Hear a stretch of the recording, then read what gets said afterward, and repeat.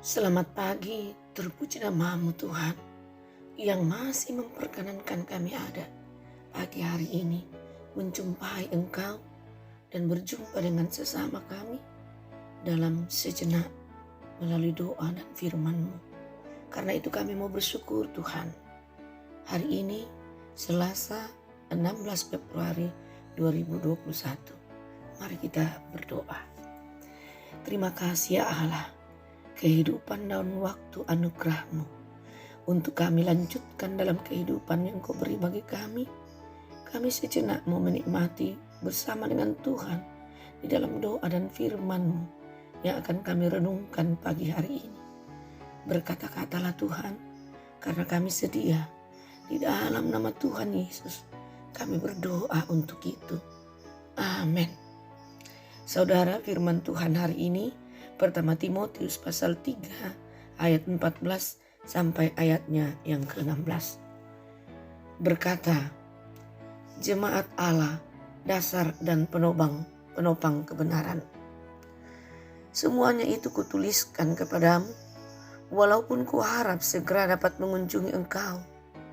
Jadi, jika aku terlambat, sudahlah engkau tahu bagaimana orang harus hidup sebagai keluarga Allah, yakni jemaat dari Allah yang hidup, tiang penopang dan dasar kebenaran.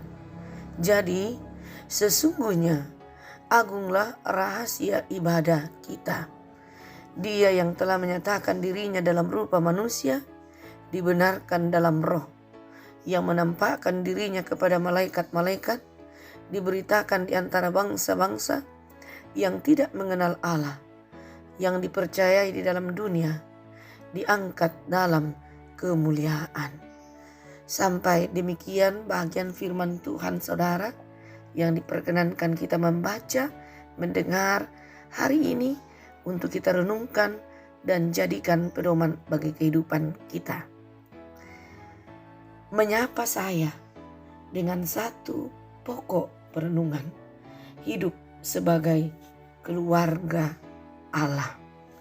Hidup sebagai keluarga Allah. Saudara, kita ini sebagai keluarga Allah. Karena kita telah ditebus dari kubangan dosa, dari hubungan yang terputus jauh. Allah mau mati untuk kita. Karena mau menebus kita dan mengembalikan posisi kita sebagai umatnya, sebagai keluarga Allah, sebagai anak-anak Tuhan.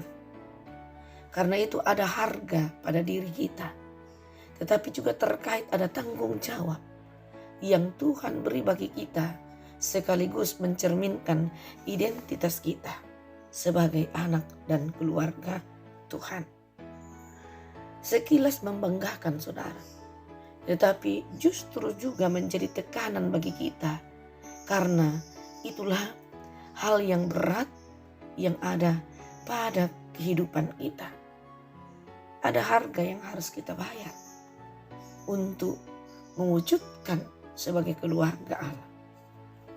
Nah, Paulus dalam pembacaan kita pertama Timotius 3 ayat 14-16 memberikan dukungan kepada Timotius sebagai kawan sekerja Allah, bahkan sebagai anak rohaninya yang membanggakan dalam meneruskan pelayanan Injil Yesus Kristus. Bagi jemaat di Efesus khususnya, Timotius mengalami tantangan yang tidak mudah, yakni jemaat di sana banyak dengan gampangnya tergoda, masih beribadah kepada dewa-dewi, dewa Artemis, yaitu dewa kesuburan. Nah, kehadiran Timotius untuk menjaga kehidupan jemaat tentu perlu disupport oleh Paulus dalam memberikan kekuatan dan harapan bahwa Tuhan tidak meninggalkan engkau dalam melakukan pelayanan itu dan dalam mewujudkan harapan kepada jemaat. Jemaat adalah keluarga Allah, termasuk kehidupanmu sebagai pemimpin di antara yang lain yang diperkenankan oleh Tuhan. Sebagai jemaat, sebagai keluarga Allah, kita diberi tanggung jawab sebagai tiang penopang dan dasar kebenaran. Nah, ini yang mau kita renungkan dalam-dalam dan wujudkan dalam kehidupan kita. Ayat 15. Menjadi tiang penopang dan dasar kebenaran. Karena kita adalah keluarga Allah.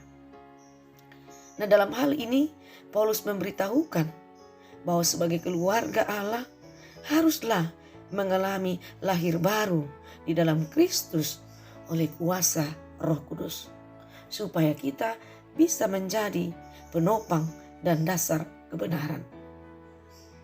Kita harus mampu menunjukkan bahwa kehidupan kita selalu dikaitkan dengan kebenaran Injil Kristus. Sebagai keluarga Allah, sebagai kumpulan orang-orang percaya yang hidup sesuai dengan kebenaran Kristus, yang memiliki tanggung jawab iman untuk menampilkan hidup dalam kebersamaan di antara pluralitas kita, dalam menebarkan cinta kasih Kristus, untuk saling menguatkan, saling mendukung, sehingga kita menjadi teladan sekaligus menceritakan atau menebarkan identitas yang harus dijaga dan menjadi cerminan kita, bahkan kebanggaan Kristus, karena kita adalah miliknya, jemaatnya, keluarganya, anak-anaknya, yaitu penopang dalam kebenaran. Karena itu saudara, akan menjadi perenungan dalam bagi kita dan koreksi betapa kita dituntut untuk menjadi teladan, karena kita adalah penopang dan dalam kebenaran. Hidup kita adalah teladan, baik kita sebagai pemimpin maupun sebagai masyarakat, sebagai jemaat. Pemimpin dalam jemaat, gembala, penatua, diaken, ada identitas di dalam, ada tanggung jawab yang tidak mudah. Menjadi penopang dalam kebenaran. Sehingga apapun yang kita lakukan dan juga perkatakan harus kita renungkan baik-baik. Seperti makanan, kita tidak langsung telan, tetapi kita kunyah dengan enak dan nikmati, renungkan, sehingga menjadi makanan yang menyehatkan dan tidak menjadi sesuatu yang sia-sia, kita muntah dan membawa penyakit, sehingga orang lain pun tidak mau mendekat. Saudara, sebagai keluarga Allah, kita dituntut untuk menjadi penopang dalam kebenaran.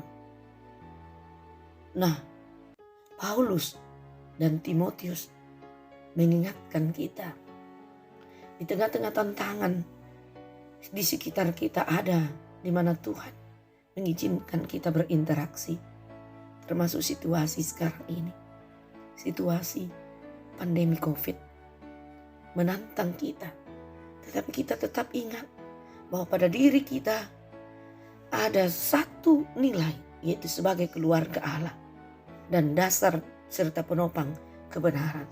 Percayalah, kekuatan telah dianugerahkan kepada kita melalui kebenaran Kristus yang meninggalkan segala kemegahannya untuk mati demi kita.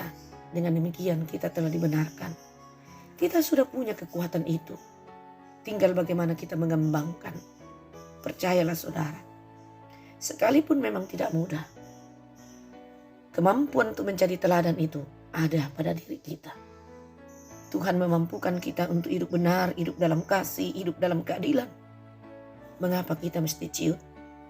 Asal kita selalu terbuka kepada Tuhan untuk dituntun oleh Roh Kudus, maka pasti kita mampu. Kita mampu hidup dalam benar, kita mampu hidup dalam kasih, kita mampu hidup dalam keteladanan, dalam keadilan. Sehingga kehidupan kita siapapun, entah dia pemimpin, entah dia jemaat biasa, bisa menjadi penopang dan penolong bagi satu dengan yang lain, dan membuat yang menikmatinya melihat, mendengar, mendekat datang untuk mencari siapa kekuatan hidupmu dalam mencerminkan sebagai keluarga Allah, yaitu Yesus Kristus. Injil sukacita yang kita beritakan itu, baik lewat perkataan kita maupun lewat sikap hidup atau berhidup sehari-hari. Saudara, percayalah, Tuhan tidak meninggalkan kita. Di dalam rumah tangga kita terus mencerminkan rumah tangga kita adalah rumah tangga Kristen, rumah tangga Allah, di mana Allah diam di dalamnya, dalam kehidupan suami, istri, dan anak-anak, serta seluruh keluarga. Dengan demikian, hidup kita di dalam keluarga tidak sembrono, tetapi menjadi cerminan kasih sayang, kebenaran, dan keadilan Kristus di dalamnya. Keluarga kita memancarkan wajah Kristus karena dasar kita adalah cinta kasih Kristus, termasuk dalam pribadi kita sehari-hari. Percayalah saudara, sekalipun itu tidak mudah, tetapi menjadi ringan dan lancar ketika kita rindu untuk melakukan dengan mengaku di hadapan Tuhan. Ini aku Tuhan yang tidak seberapa, tetapi Tuhan membuat kita bernilai tinggi, bermutu, berkualitas. Dalam memasuki atau mempersiapkan diri kita untuk merenungkan makna terdalam 40 hari sebelum hari Paskah, kita akan memasuki Rabu Abu. Di situ kita diajak untuk melihat kehidupan kita sebagai keluarga Allah. Banyak kali kita jatuh di dalam melanggar kehendak Tuhan, entah kita sengaja atau tidak. Karena itu kita diajak untuk menyesali semua itu, terbuka di hadapan Tuhan, merenungkan bahwa betapa Tuhan mengasihi kita sehingga Dia mau mati untuk kita, supaya kehidupan kita punya identitas, punya nilai, yaitu darah Kristus yang mahal, sehingga nilai hidup kita juga mahal. Dan orang rindu untuk datang mendekat kepada kita, supaya juga menjadi keluarga Allah. Dan itulah nilai kita. Terpujilah Kristus. Amin. Terima kasih ya Tuhan, kami telah berhenti merenungkan firman-Mu. Mampukan kami tidak hanya merenung, tetapi menghidupkan nilai itu dalam kehidupan kami, di mana Tuhan tempatkan kami berinteraksi sampai hari ini. Ya Tuhan, berkatilah kehidupan kami hari ini, pekerjaan, rencana, karya kami, dan juga keluarga kami Tuhan, di mana saja dalam segala kondisi. Pegang mereka Tuhan. Kami berdoa juga untuk orang tua kami. Engkau kuatkan mereka dalam keterbatasan mereka masing-masing. Ya Tuhan, kami berdoa untuk orang-orang yang mengerang dalam kelemahan tubuh. Sembuhkanlah mereka Tuhan. Dengarkan cerita dan harapan mereka. Tidak ada yang sia-sia. Mereka boleh pulih. Nama-Mu dimuliakan. Yang berduka cita Tuhan, hiburkan topang mereka. Mampukan mereka melewati duka cita itu. Terus ada senyum di tengah-tengah penderitaan dan duka mereka. Itulah harapan kepada Tuhan. Kami berdoa untuk mereka yang bersuka cita hari ini, dalam kegembiraannya, karena hari ulang tahunnya.